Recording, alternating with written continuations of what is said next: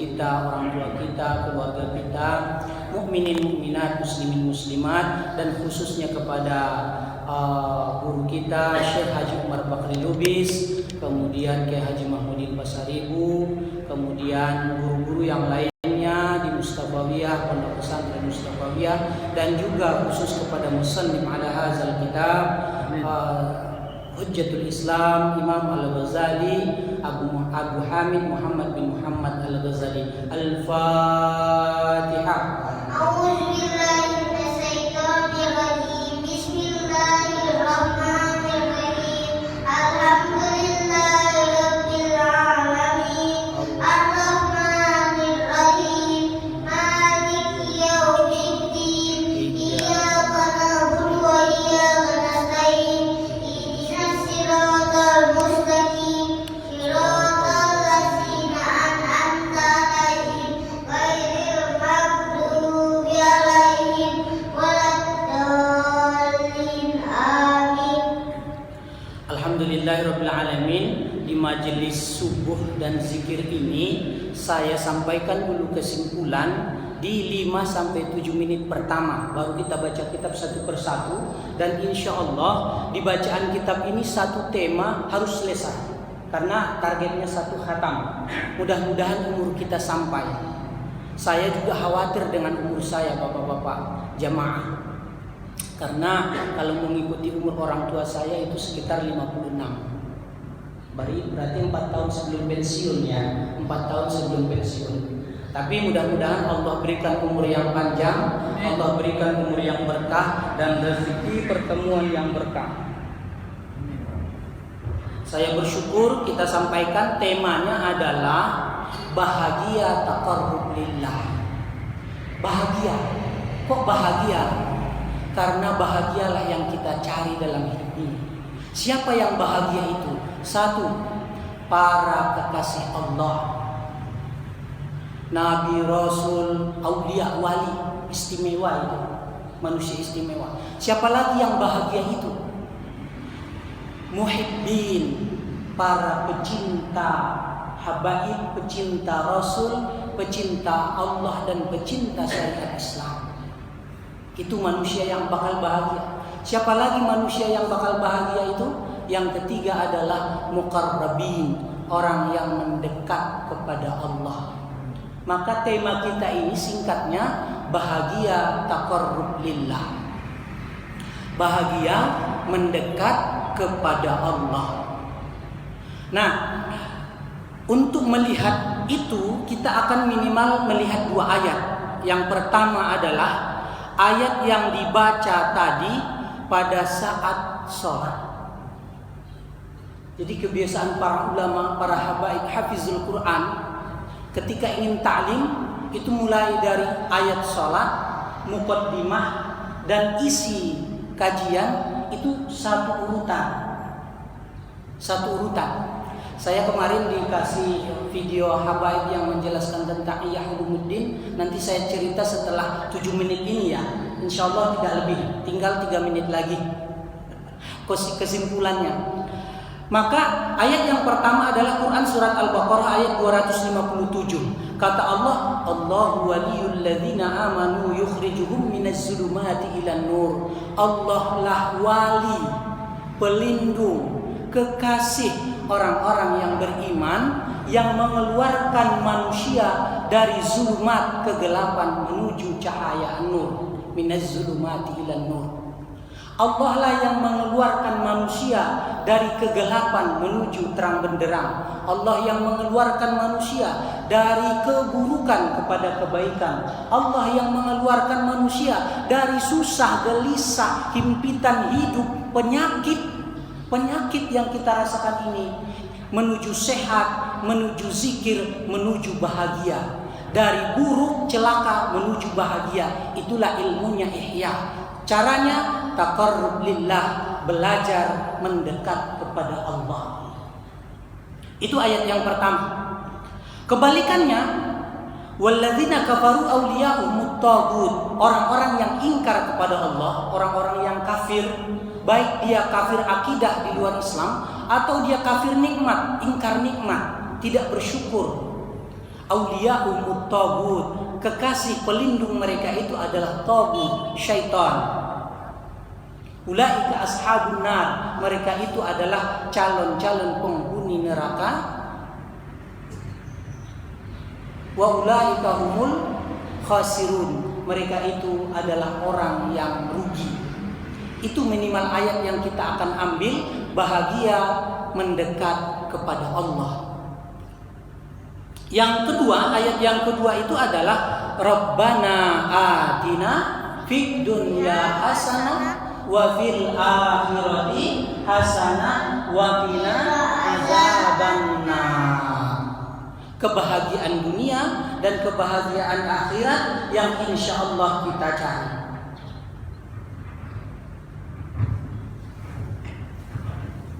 Itu dua ayat yang pembuka. Maka kesimpulannya itu adalah cara kita mendekat kepada Allah sebagai muqarrabin, orang yang belajar mendekat kepada Allah. Di atasnya itu muhibbin, orang yang mencintai dan merasakan cintanya Allah. Merasakan cintanya Allah. Orang yang ketiga waliullah. Waliullah itu subhanallah, kita nggak bisa berbicara lagi. Inna awliya Allah, sesungguhnya para kekasih Allah, wali Allah itu la khaufun alaihim wa lahum yahzanun. Mereka tidak ada gentar takut kepada apapun dan siapapun, hanya takut dan harapnya, hatinya hanya bergantung kepada Allah. Wa lahum yahzanun, mereka tidak mengeluh, mereka tidak bersedih hati, mereka tidak berkeluh kesah. La tahzan, la takhaf, wa la tahzan, innallaha ma'ana. Jangan takut, jangan gentar, sesungguhnya Allah berserta kita. Maka bahagia, taqarrub lillah, mudah-mudahan menjadi intisari dari metode tematik dan metode baca kitab yang kita lakukan. Wallahu a'lam bishawab, insyaallah manfaat.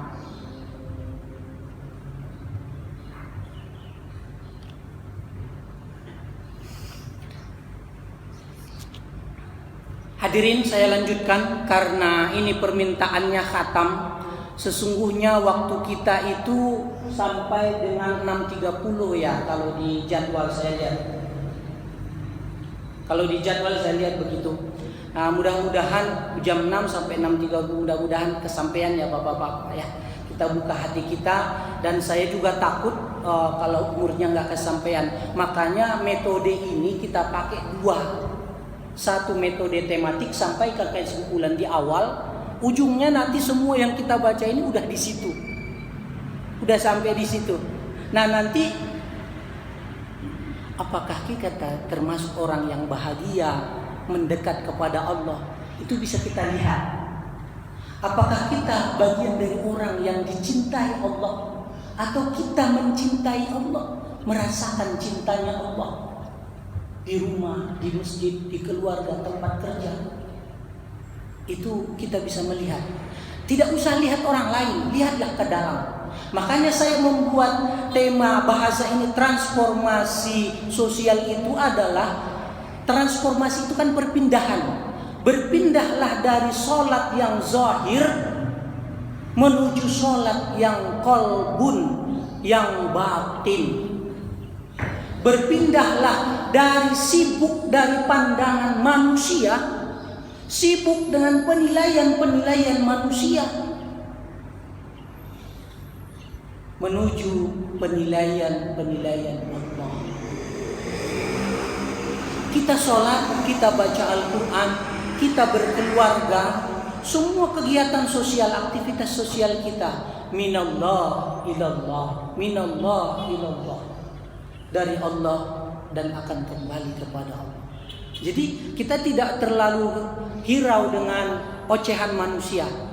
Apa namanya itu, dibilang soalim, dibilang misalnya bau-bau surga, akan tinggal dibalik aja kan, bau-bau neraka gitu. Soalim gitu kan, soalim, tinggal dibalik aja, sok jahil gitu. Nah, jadi ihya ini oleh para hababib, oleh para ulama, oleh para sholihin itu bertransformasi, berpindah. Ingat gak transformasi itu transformer kalau film-film anak nih. Jadi berpindah dari planet menuju planet bumi.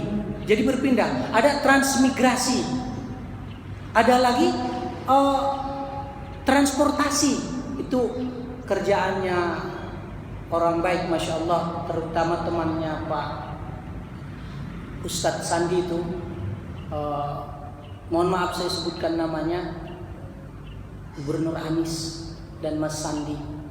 Maka saya sangat bahagia ketika melihat mereka. Kira-kira saya lihat fotonya itu Mas Sandi itu duduk di sini. Terlepas dari semua kekurangan-kekurangannya, manusia pasti ada. Tapi ada secercah kebaikan yang mereka bawa untuk harapan kualitas perbaikan kehidupan umat Islam dan kemanusiaan dan keadilan untuk kita semua. Nah, saya lanjut setelah kesimpulan itu ada, maka saya akan baca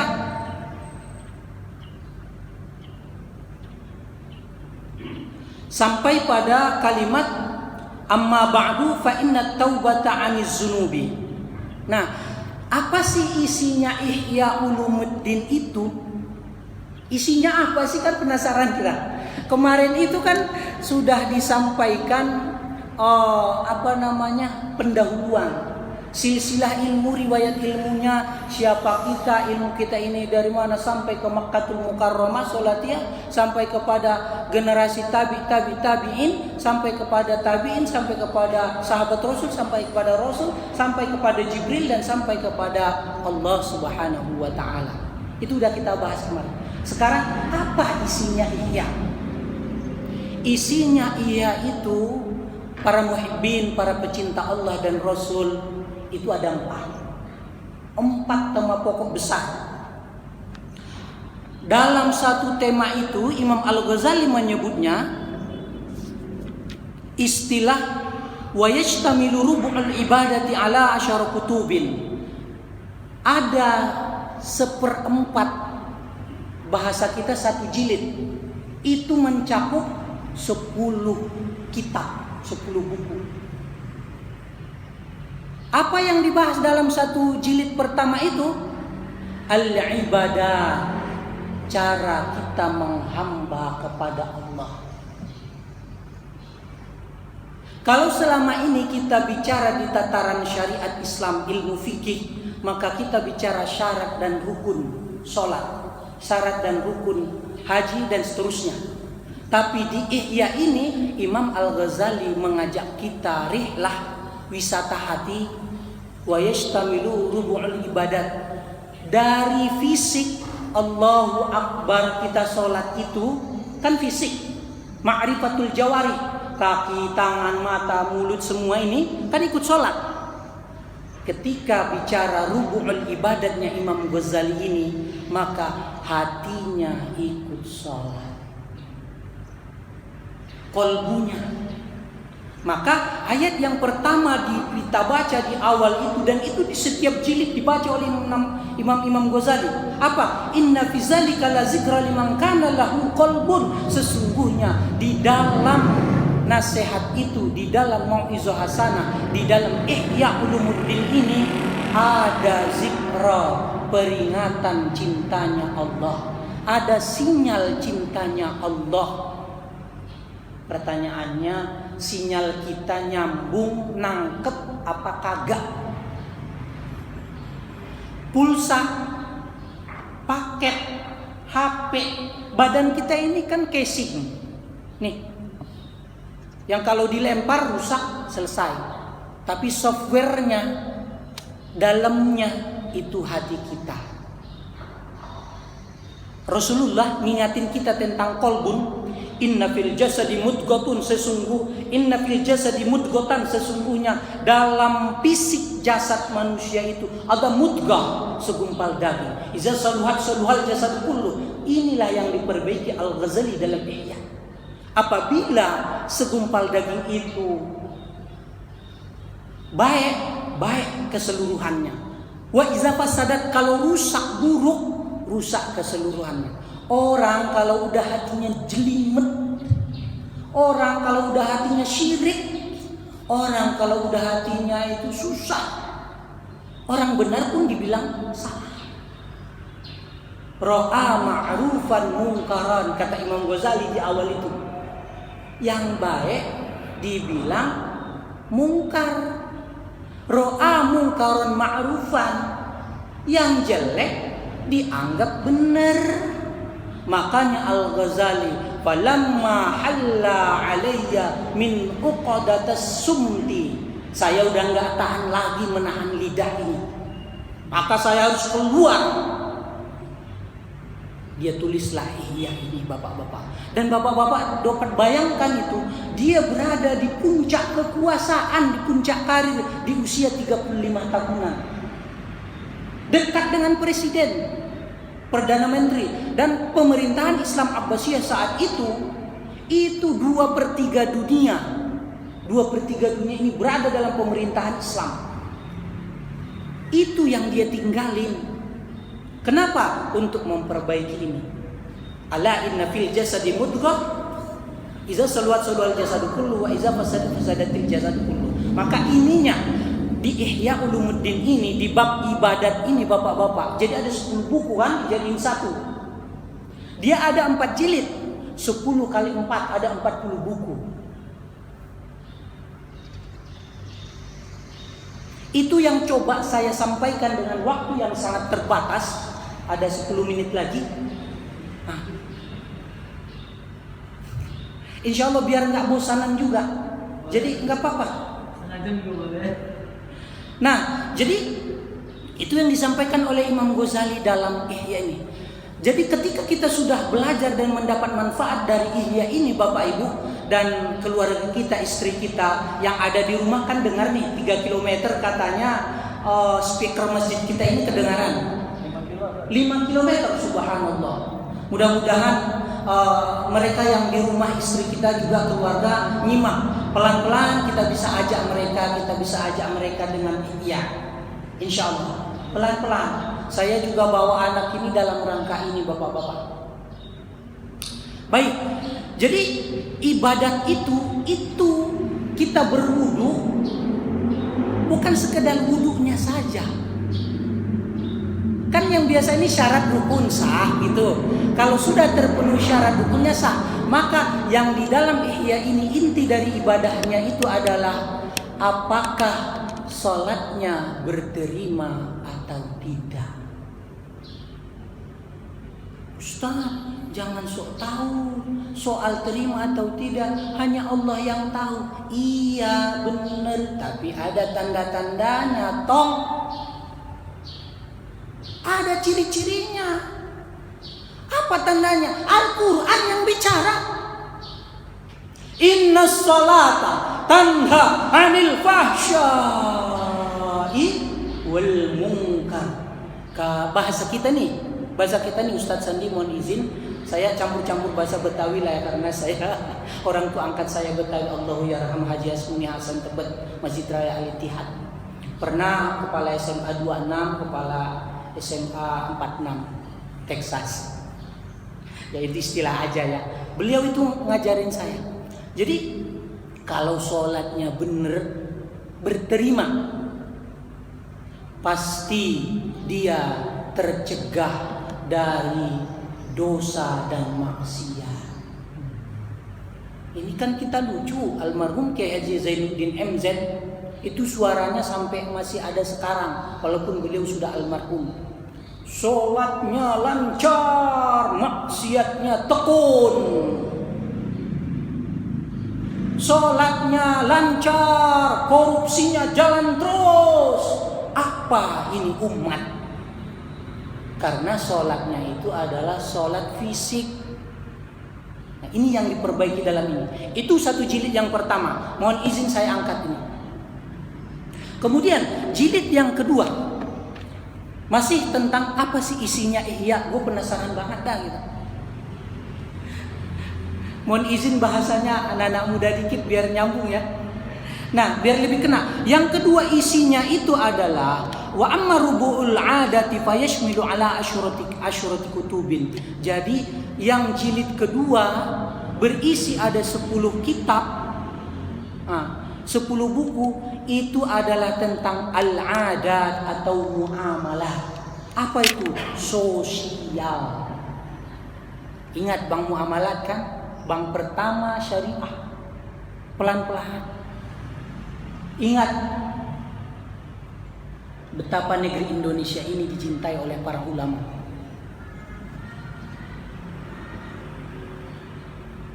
Maka ulama-ulama, pecinta habaib itu jangan sampai tertidur dan berada di belakang layar. Kenceng. Didengarin ke Gubernur Anies, iya biarin. Didengarin Mas Anies, iya biarin. Saya pernah ketemu dan berjabat tangan langsung. Mudah-mudahan nanti tersambung lagi dengan wasilahnya Ustadz Sandi. Ya emang harus begitu. Baik dan buruk itu berpacu terus bapak-bapak. Kiri dan kanan itu selalu berpacu. Maka jika yang kanan orang baik itu salah strategi, kalah ilmu, maka selamat tinggal, goodbye, maaf aja deh, gue tinggal aja dah lu. Maaf ye, gue pinggirin aja dah. Maka ilmunya ihya. Saya di usia muda ini lebih menekankan kepada transformasi sosialnya. Kenapa? Karena ingin anak-anak muda ini bangkit. Orang tua nanti dia akan meresapi ibadahnya, sholatnya. Mengapa? Mengingat usia. Jadi muamalat, hubungan sosial, bagaimana akhlak bekerja, bagaimana akhlak suami, bagaimana akhlak makan, adab minum. Jadi akhlak semua isinya itu iya. Ya anak saya itu Ustadz Sandi, dia bilang tadi, saya mau menjadi penerus ulama, habaib dan penerus Rasulullah. Amin. Ya Allah. Amin.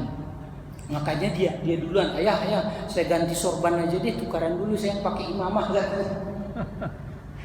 Saya berazam nanti kalau udah pulang nanti dari haji atau pulang umroh nanti ya saya akan coba berimamah kembali sama seperti di pondok pesantren itu.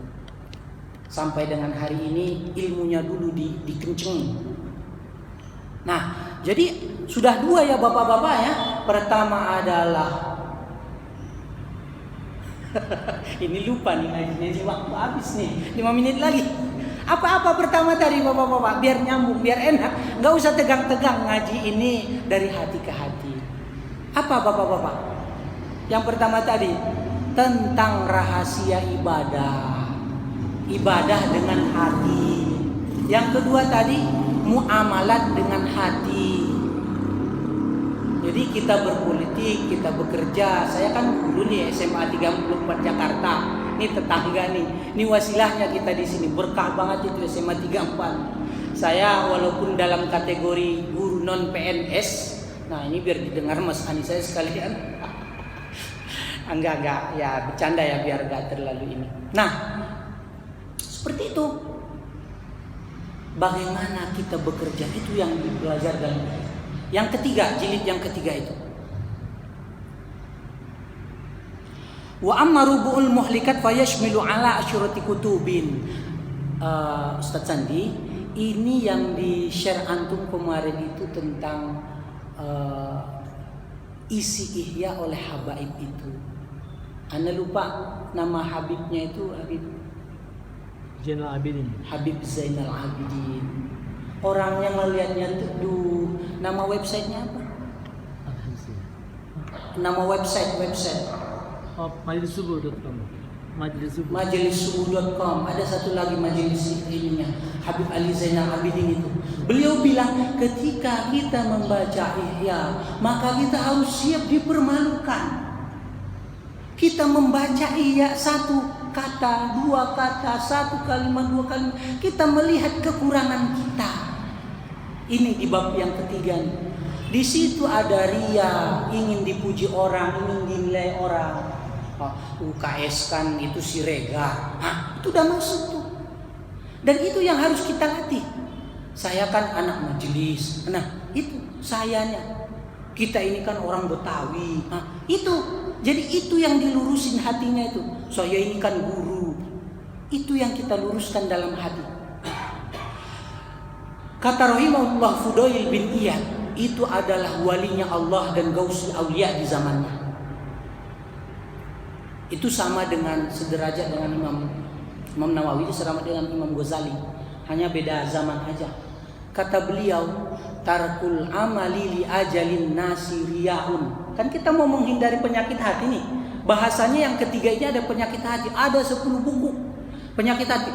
Riya, syirik, sum'ah, macam-macam. Hasad, dengki. Pokoknya semua yang jelimet itu penyakit hati. Itu yang diobati. Itu kata Habib Zainal Abidin itu. Makanya ketika membaca dia senyum. Orang membaca iya itu punya kenikmatan tersendiri. Punya kenikmatan tersendiri kalau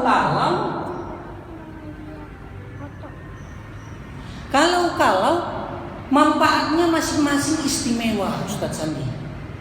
Jadi kelebihan para wali kekasih Allah itu juga demikian. Manfaatnya beda-beda. Nah, baru yang keempat, setelah kita selesaikan penyakit hati di bab yang di jilid yang ketiga, kita akan menyelesaikan endingnya, akhirnya, puncaknya. Wa amma rubu'ul munjiyat fayashtamilu ala asyrati kutubin. Maka kita akan mempelajari amal hati, munajat cinta kepada Allah. Kalau udah sampai di sini, baru tadi sesuai ayat, la khaufun alaihim wala hum yahzanun. Jadi ada 40 tingkatan yang harus kita lewati. Di situ berbicara singkatnya nih Bapak-bapak, di situ ada taubat, di situ ada syukur, di situ ada ridha, dan seterusnya dan seterusnya. Di situ ada niat, di situ ada ikhlas, dan seterusnya dan seterusnya. 40 buku. Jadi isinya 4 jilid itu. Maka saya baca sedikit karena waktunya sudah habis. Waktunya sudah habis, sudah 30 menit. Saya baca sedikit tentang kesimpulan dari Bayanul Haqiqatit Taubat wa Haddiha. Satu bagian. Jadi di bagian pertama di jilid 1 tadi kita sudah mencakup dan membaca apa sih isinya ihya? Ada 4 bagian besar. Yang pertama adalah rahasia ibadah manusia kepada Allah. Yang kedua adalah hubungan sosial manusia, muamalah. Yang ketiga adalah mengobati penyakit hati. Yang keempat adalah munajat, berdoa, selalu dekat dengan Allah. Bayanu haqiqatit taubati wa haddiha i'lam. Nah, jadi setelah Imam Ghazali menyebutkan amma ba'du di situ, fa inna taubata 'aniz zunubi, sesungguhnya taubat dari dosa itu apa sih? Kira-kira begitu ya. Birruju' ila sattaril uyub, kita harus kembali dekat kepada Allah yang menutup segala aib dan kekurangan manusia. Allah kalau mau buka aib kita, ya Allah nggak sanggup kita. Mau aibnya kecil, mau aibnya besar, masing-masing kita tahu diri kita. Dan kita tahu siapa kita di hadapan Allah.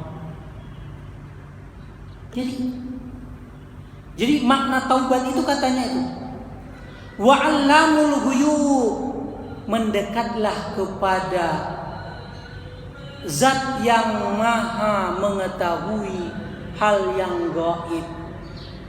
Kita kagak ngomong di hati, Allah tahu. Nah, ke yang maha tahu itulah kita arruju', kembali pulang fisiknya, pulang ruhaninya, kolbunnya, hatinya. Al-ayat wa tammimil qira'ah. Ilam anna taubata ibaratun an ma'na yantazimu wa yaltaimu min salasati umurin. Ketahuilah bahwasanya bertaubat kepada Allah itu adalah satu fase mendalami makna dari 3 tingkatan yang harus kita lalui. Jadi bertaubat itu adalah satu fase, satu tahapan untuk kita melalui 3 anak tangga. Tangga pertama, min salasati umurin martabatin. Tangga pertama apa yang harus kita lalui? Ilmu. Wahalin, keadaan, kondisi, situasi. Wa fi'lin, lalu kita beramal. Jadi orang mau bertaubat, dia ya harus tahu ilmunya dulu. Ilmu maksudnya apa? Dia tahu apa dosa yang mau dia taubati. Dia tahu dosa yang mau dia taubati. Yang kedua, setelah dia tahu, maka dia harus halin. Dia harus mengkondisikan, bercita-cita dalam hati, membaca istighfar, berazam, bil azmi. Kata Imam Ghazali, bil azmi. Fa bil azmi tarkiz zambil mafuti lil mahbubi ila akhir. Jadi dia berazam, bercita-cita untuk meninggalkan dosa-dosa itu menuju kekasihnya Allah sampai akhir hayatnya menutup usia.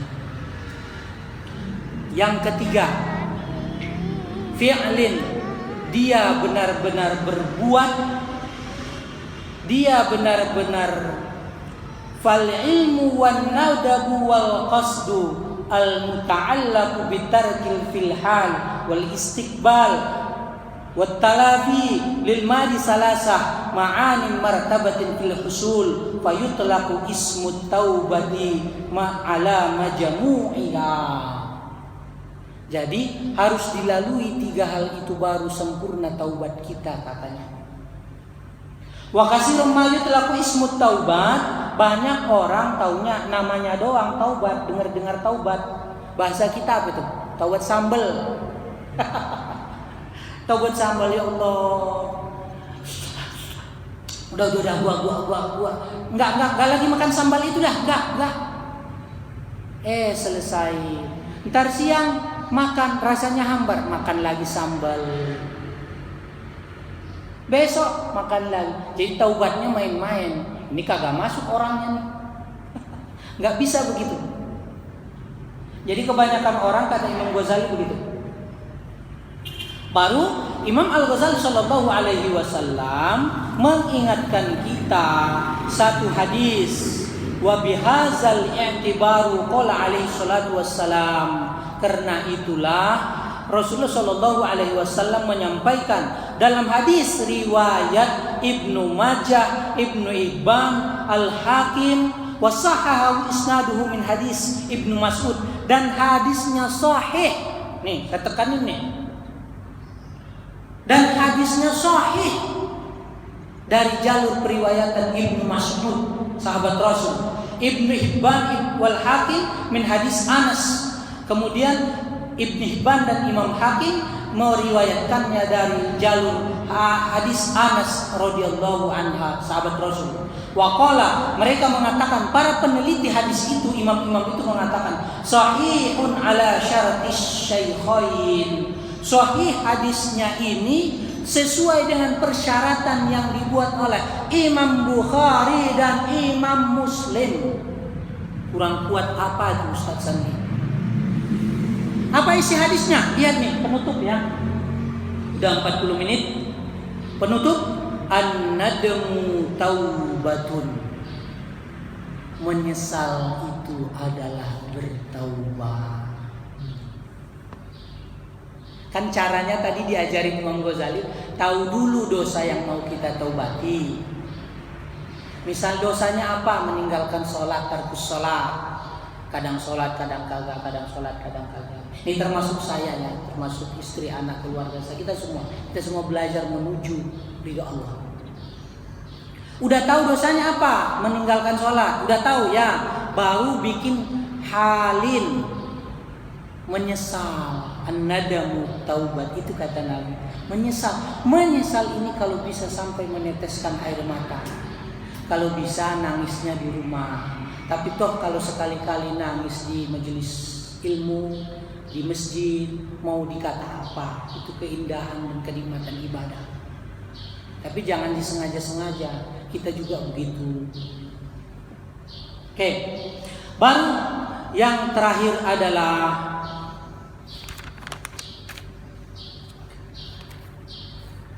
definisi taubat yang dibuat oleh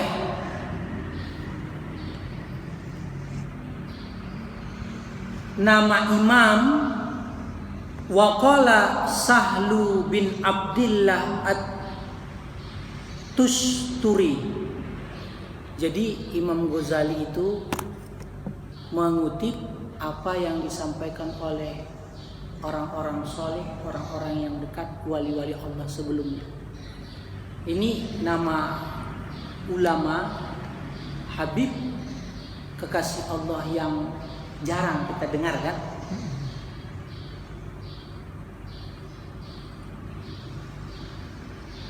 Wa nasyiru bisatil wafa wa qala Sahlu bin Abdillah At-Tusturi. Jadi pengertian taubat, definisi taubat, kesimpulan nih. Terakhir, endingnya nih terakhir. At-taubatu tabdilul harakatil mazmumati bil harakatil mahmudati.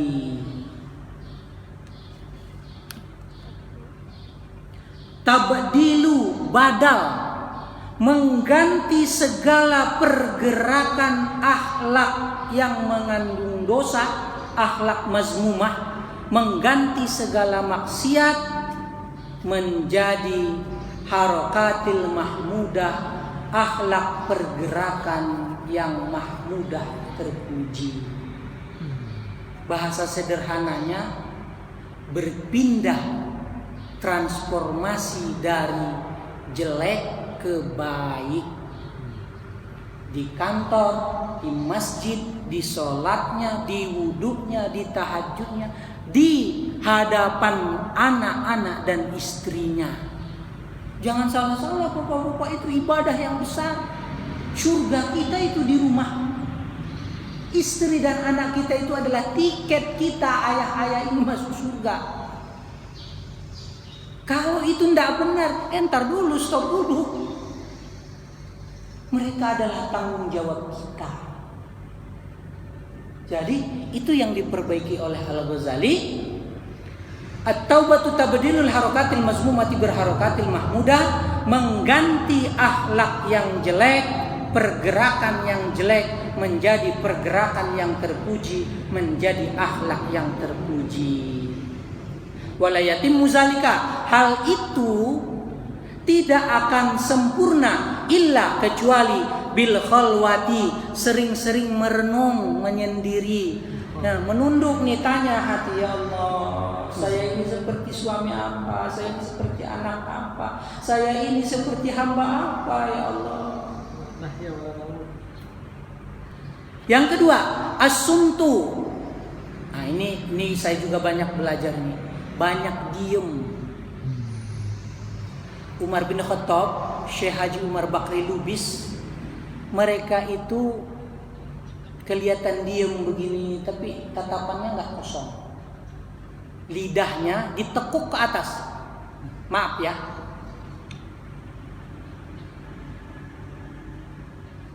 Belajar diam, lalu hatinya mengingat Allah.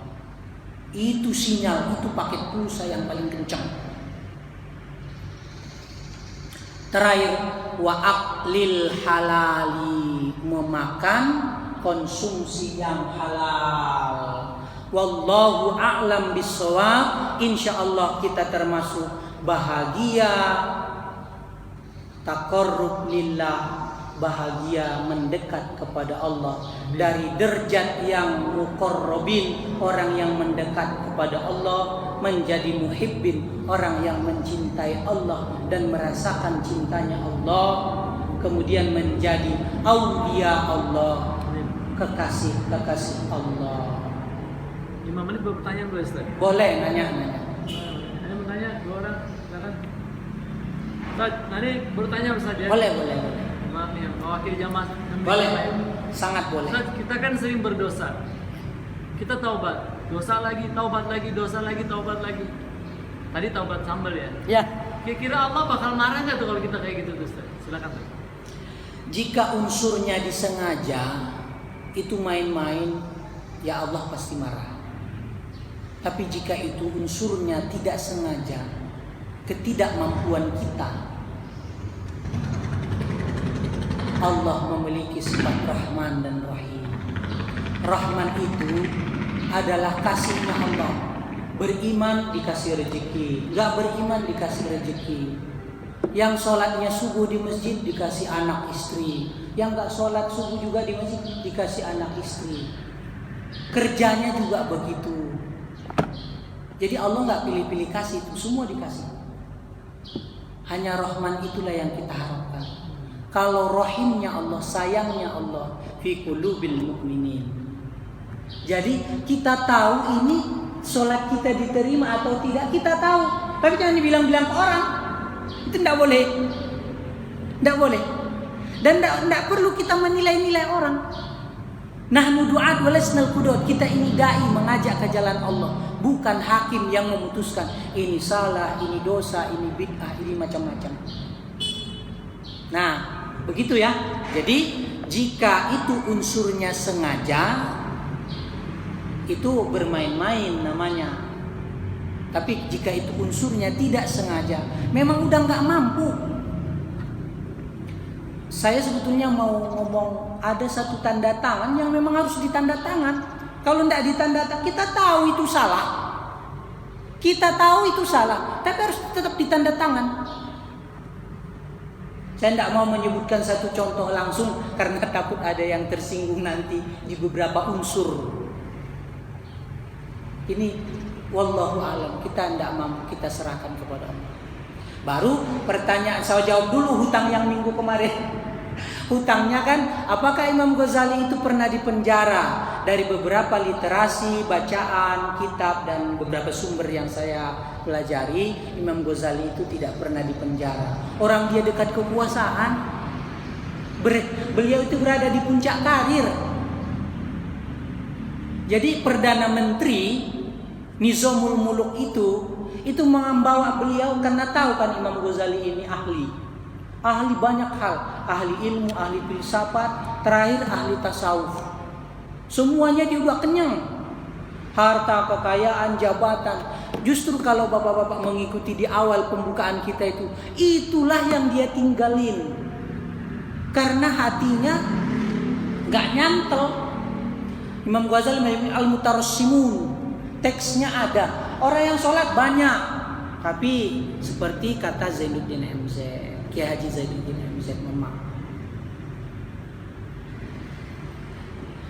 Baru kesimpulannya berarti Imam Ghazali tidak pernah dipenjara. Yang dipenjara itu ada 15 ulama. Kalau dibahas satu-satu banyak. Yang paling terkenal yang kaitannya dengan sejalur Imam Ghazali, Imam Syafi'i. Dan masih banyak lagi. Nanti di lain waktu kita akan baca itu. Nah, kalau di Indonesia Buya Hamka. Itu saya kalau mau ngomong Buya Hamka, saya mau ngomong dikit nih sebagai penutup juga penjawab, karena nggak ada lagi medianya Pak. Kapan lagi mau ngomong? Buya Hamka itu adalah ulama, intelektual, seorang sastrawan yang awal-awalnya memang beliau Buya Hamka itu kan satu kampung dengan kita, Padang, meninjau. Saya walaupun Siregar, kelahirannya di Sontang Pasaman, Kabupaten Pasaman. Jadi Buya Hamka itu kita udah tahu lah.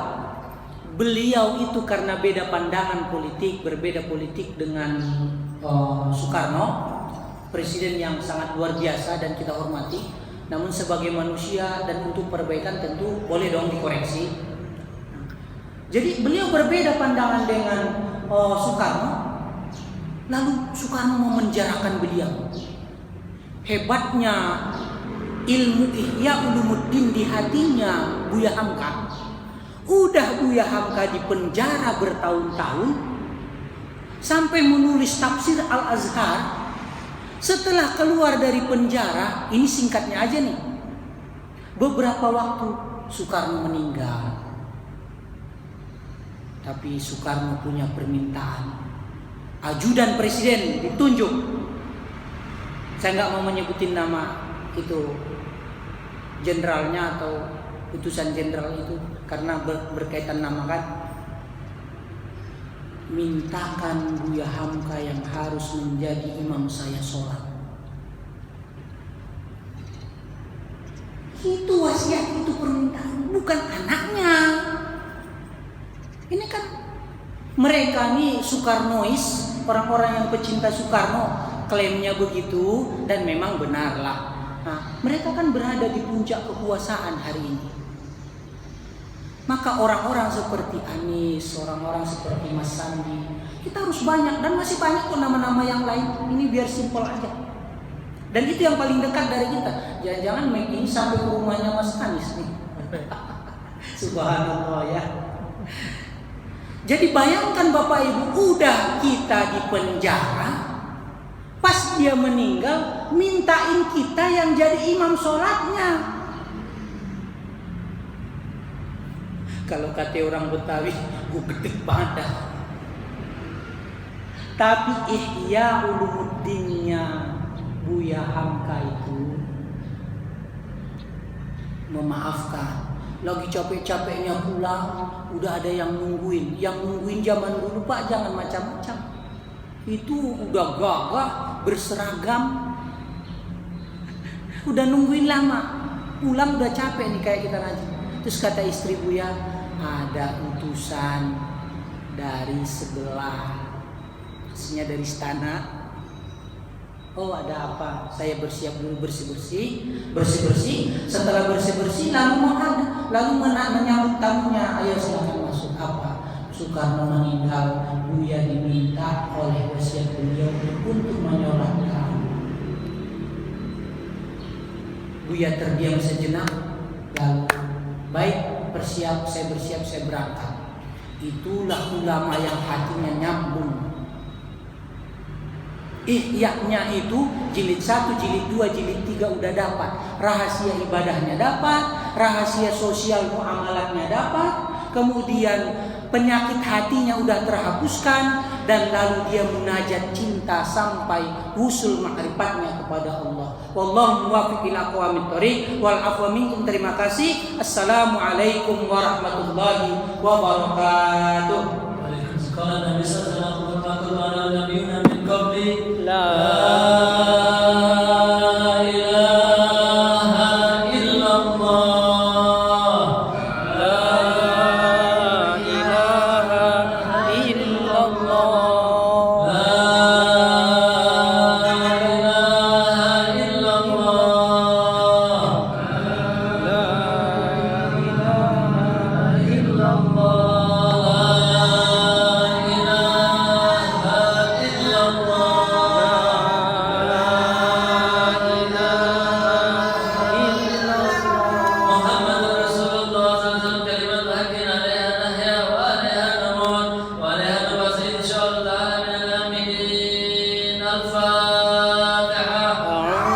La ilaha illallah.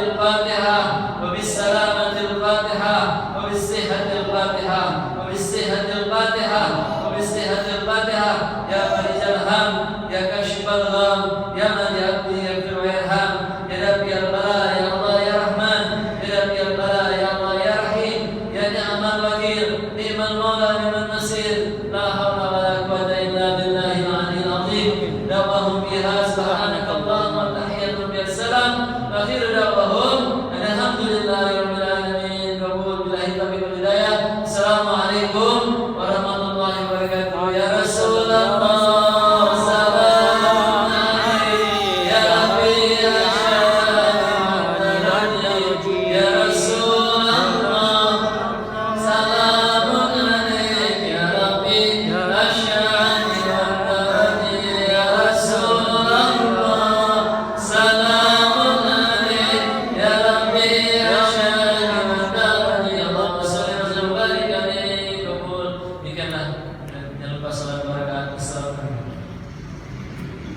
Ya aglam kulli qawli ilaika hadiyati haza.